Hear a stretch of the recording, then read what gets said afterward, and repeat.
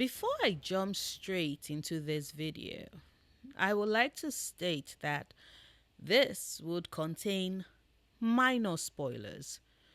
To fully explain why, spoiler alert, you can romance a hardened Neve, but not a hardened Lucanis. I would need to go into certain story beats from the early parts of the game, namely Lucanis's recruitment mission up until just after you've recruited Davrin, which is where you make a certain heartbreaking choice whose consequences reverberate throughout the rest of the game for you. If you haven't gotten to that part of the game so far and have no idea what choice I'm referring to, then this might be a good point to log off. I know that my Veilguard videos are often designed to give you as minimal spoilers as possible, but this one won't be spoiler free. But only for up to when you make your choice and the immediate scenes that follow it. I'm not going to go deep into Act 1 spoilers, nor am I touching Act 2 or Act 3, so you can rest easy on that. Now, before I go further into the video, introductions are in order, especially if this is your first time discovering my channel. Hello, I'm Noria, and on this channel I like to talk about characters, themes, narratives, and story structure across various media, movies, TV shows, books, anime, and video games. If that sounds like something you might be interested in, do check out my other videos. If you like what you see or what I've had to say, consider hitting subscribe. If, however, you just want a channel more focused on my video game content, namely my Let's Plays, then do check out my second channel, PS It's Noria, where I'm currently uploading my playthrough videos of Dragon Age the Veilguard. Today's episode dropped a couple of hours ago, and in it I discovered and watched the first 3 of Solas's unlocked memories and regrets. I'll leave the link to the channel in the description box.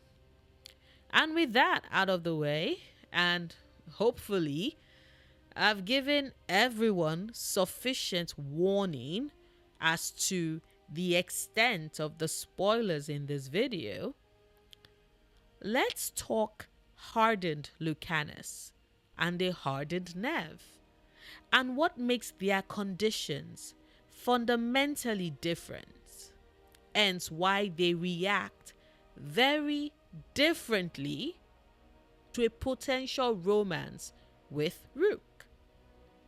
Now, full disclosure, I am still on my first run of Dragon Age the Veilguard. As someone with obsessive tendencies and who hyperfixates a lot, I'm sure it would come as no surprise to anyone that I fully intend to get at the very least 10 to 12 playthroughs out of this game.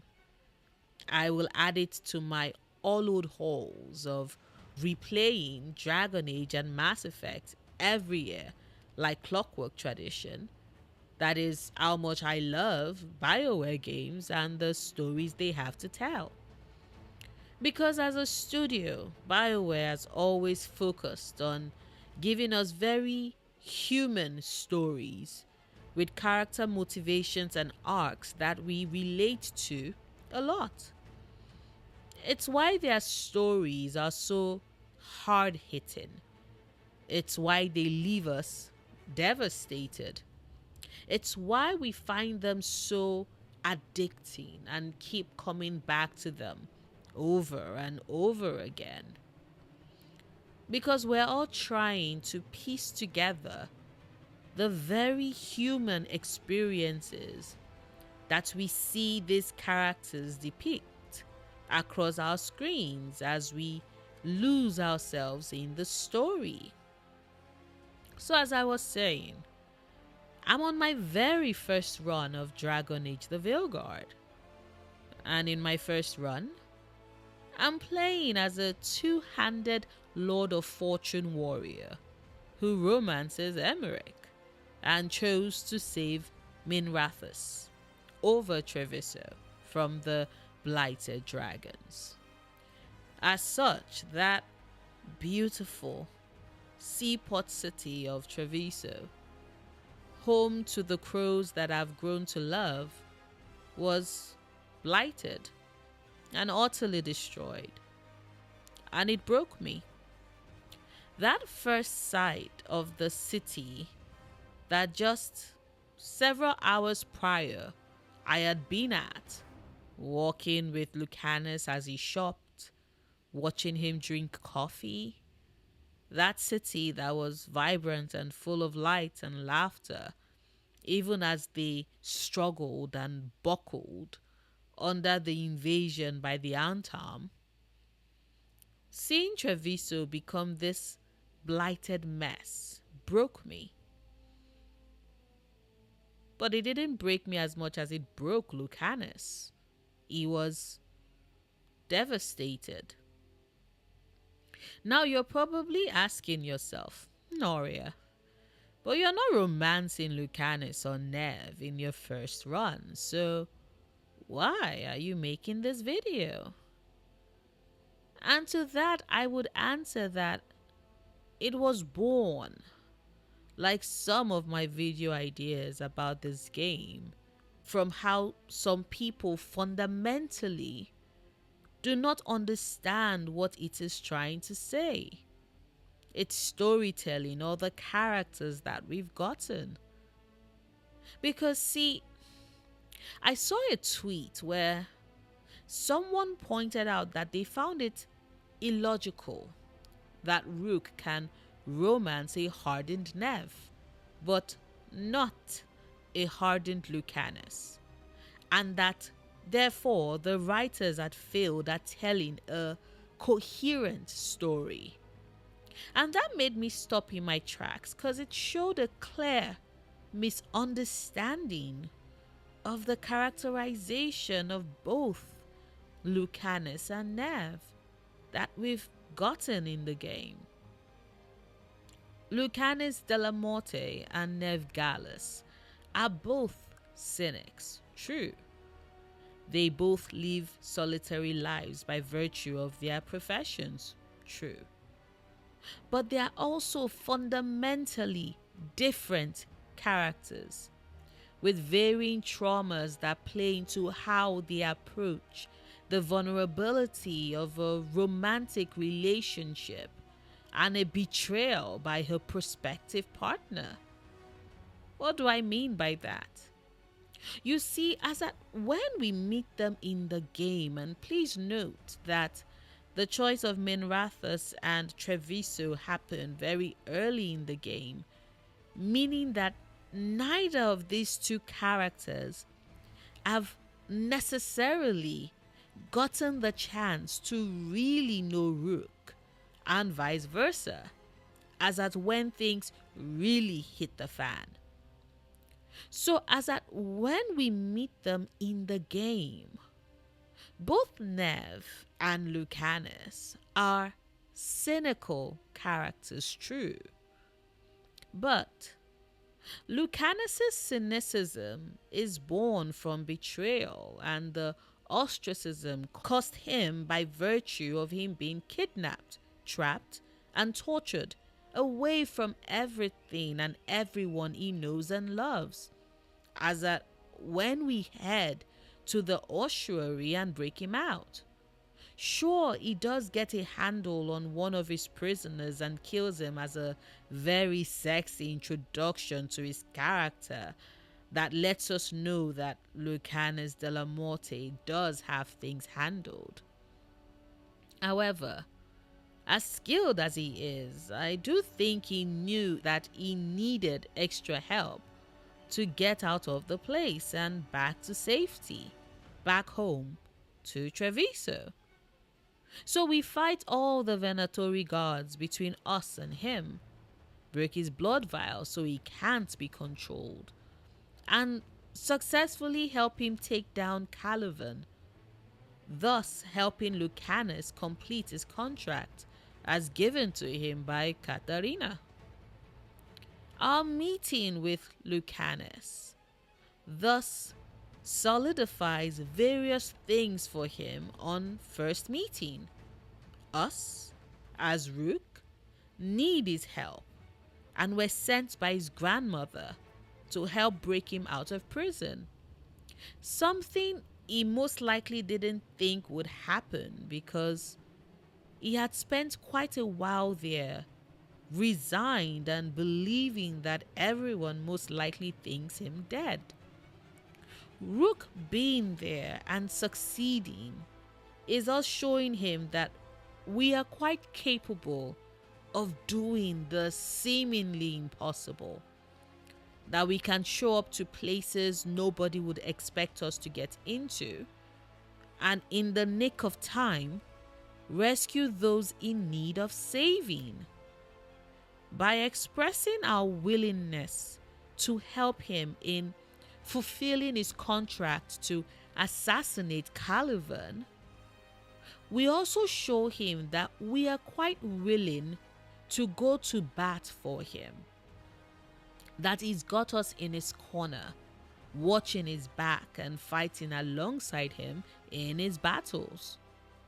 That means a lot.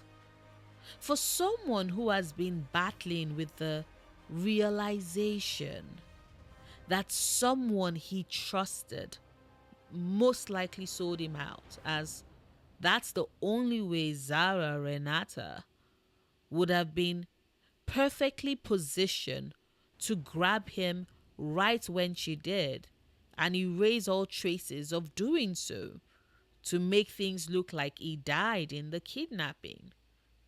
This is a big deal. This is a big, big deal for Lucanis. And the first step for him personally in realizing that we as Rook can be trusted. That we are willing to go out of our way and willing to step in and up to help him. Those are at least two things he learns about us when we go get him. Now, you might say, Noria, are you sure you're not exaggerating this response? And to that I will say, sure.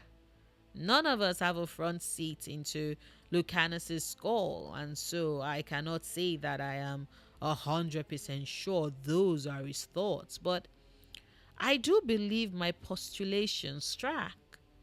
Someone who has been imprisoned for about a year, experimented on and tortured, with his warden waiting and counting down until he breaks, can quite expectedly, and one would even say logically, be a bit more emotionally attached to the person who helps break him out of prison.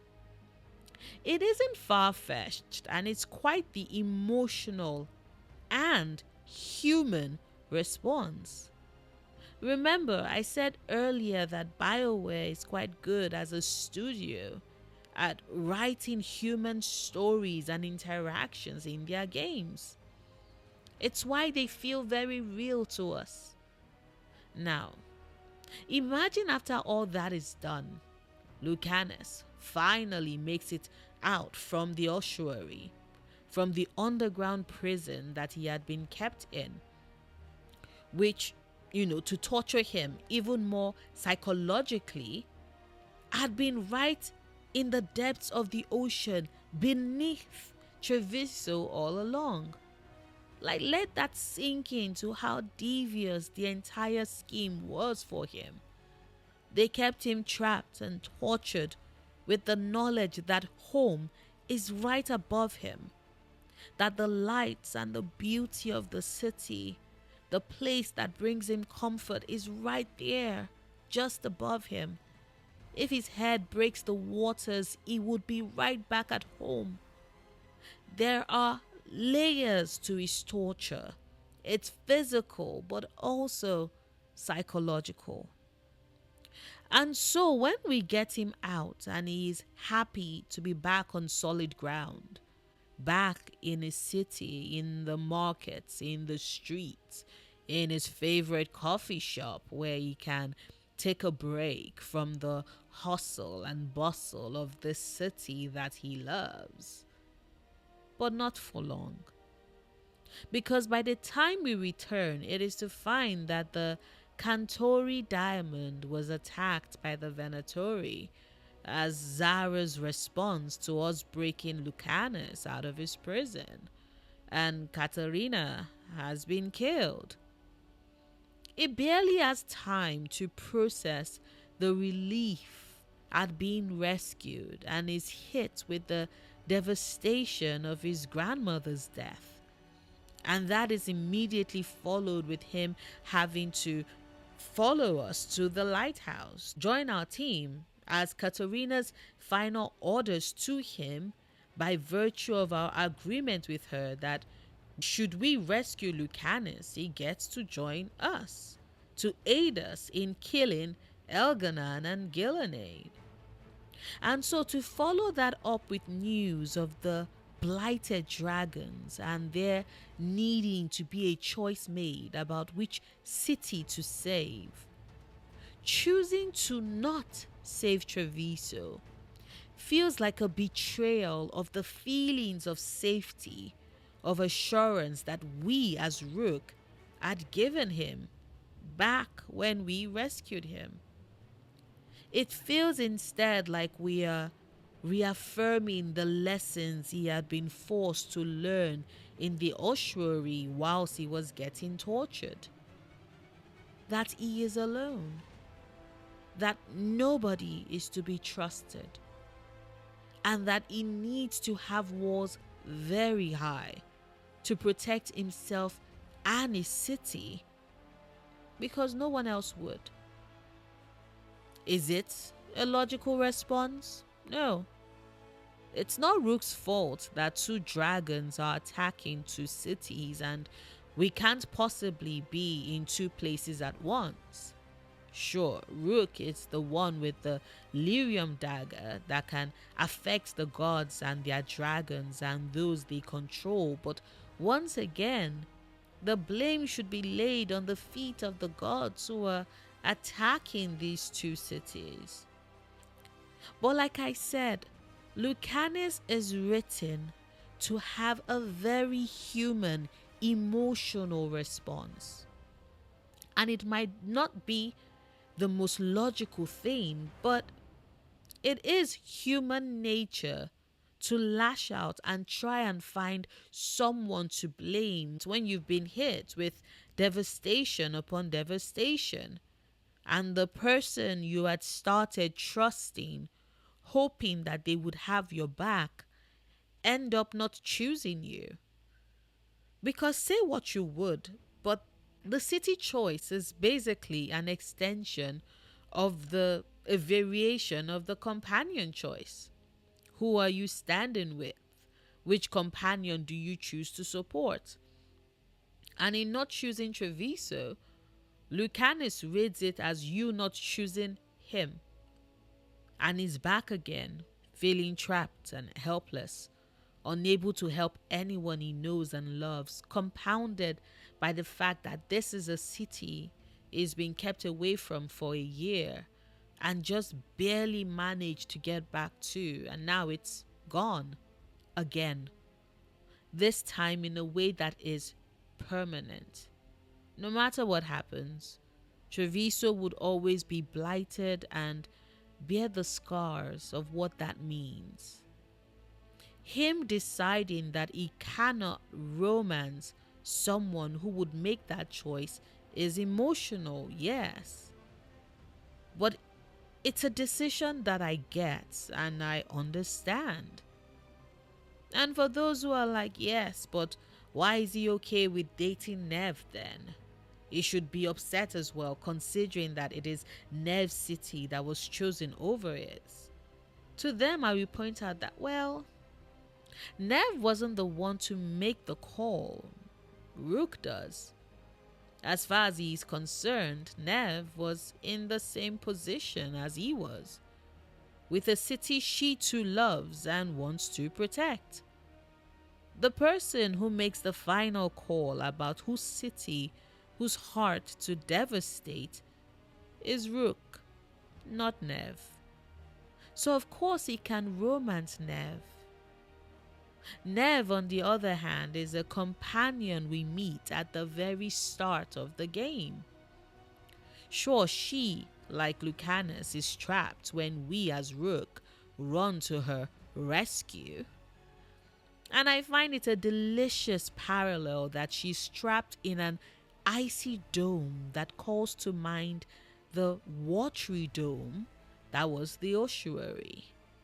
Because please tell me I'm not the only one who sees the parallels and symbolism of that.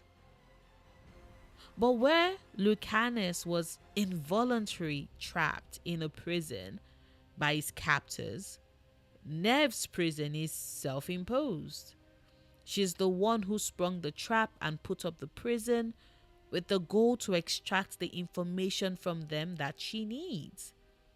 She doesn't need saving and instead sachets her way out like it's another day at work for her, which it technically is. And that is something we see consistently with her characterization in the game. Neve Gallus has things handled. And she does so in a way that reads as very well adjusted. I said earlier that Lucanis' cynicism is born from the betrayal he suffered and the year of torture that is endured as at when we rescue him. Neve's cynicism, on the other hand, is born by virtue of her being both a detective and living in Minrathous, the city where being backstabbed is common and expected, especially by those who have more power than you as a common citizen and do nothing but treat you as pawns in their grand schemes. Nothing in her story prior to us recruiting her to the team states otherwise. And tell me, who is more power drunk and living according to the expectations that she's already had of them than powerful mages who see themselves as gods and have chosen to absolutely devastate and decimate a city just because they can and want to flex their powerful muscles? She's seen their kind before. She knows their kind. She's as familiar with them as she is with her own name. So you as Rook, choosing to save Treviso over Minrathous, she gets it. She still resents you for it, of course, and blames you when it happens. And you have to work extra hard to prove to her that you want to help the city, that you want to help those you can in Dogtown and the Shadow Dragons. But eventually, she does bend and she does accept. And I personally think part of what makes that possible for her is because deep down, she understands what is really at play. It is familiar to her. But most importantly, she doesn't have months of torture hanging over her head, clouding her emotions and making the stakes even more heightened for her. Matter of fact, and slight spoiler here because I'm not going to go into any details, but from your conversation after the Cobbled Swan case, when she puts a name to who her enemy actually is, she admits to you that she has been in a similar situation where, although she didn't make a call that led to the decimation of a city, the decimation and loss of a city, she did make a call that led to the loss of someone she cares about. And I think that understanding, that background to her character, shows another layer to why a hardened Neve might be willing to give you a second chance. Of course, she would make you work for it, but it explains further why she might be willing to give you that chance at all. It is how Neve and Lucanis are further differentiated. One of them can separate you, Rook, from the choice you've made because she isn't coming into your relationship with any emotional baggage that she picked up by virtue of months, a year of torture shortly before she met you. The other can't because he's just barely got back his city and now it's gone. And as much as throughout the game you can show him that you want to help fix things, you can't really bring back Treviso to what it once was. And that is what Lucanis wants. And so he can't move beyond that. And that is okay. His romance as is one that is deeply rooted in healing. It's why it's one of the absolutely slowest burn romances we've gotten in the game. And it's what makes it worthwhile. If you look beyond just this pretty face and the accent, but to the core of the hurt and pain, you get it a bit more. And you get why a hardened Lucanis and a hardened Neve are two vastly different characters, and their choices in your romance with them are different as well. And to me, that is okay. But that's just me. You might not agree with me, or maybe you do. Maybe I've been able to get you to look at the situation through a new lens. Whatever the case, let me know in the comments. I do love reading them and will eventually play catch up in responding, even if it takes me weeks or months. Hit the like button if you enjoyed this video, or hit the dislike button if you didn't. Whatever choice suits you best works for me.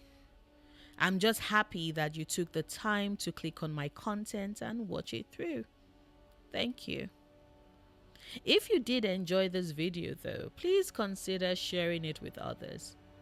It helps me reach a wider audience, which in turn helps my channel grow and is incredibly supportive of my content. Speaking of support, a huge thank you to my patrons who are instrumental in helping me keep the lights on. Thank you. If you would like to support me on Patreon, the link to do so is in the description box. I make new videos 3 times a week, Mondays, Wednesdays, and Fridays. Whilst you wait for new content from me, do consider checking out my last video where I talk about what Dragon Age the Veilguard says about the end of the world. I think a lot of people were turned off by the title or the thumbnail, but I do make valid points about our collective survival and how the game's trope speaks to that. So if that's something that might interest you, do consider giving it a watch. Or don't. Once again, the choice is yours. Until next time, do remember, obsessing over the things you love, perfectly valid coping mechanism.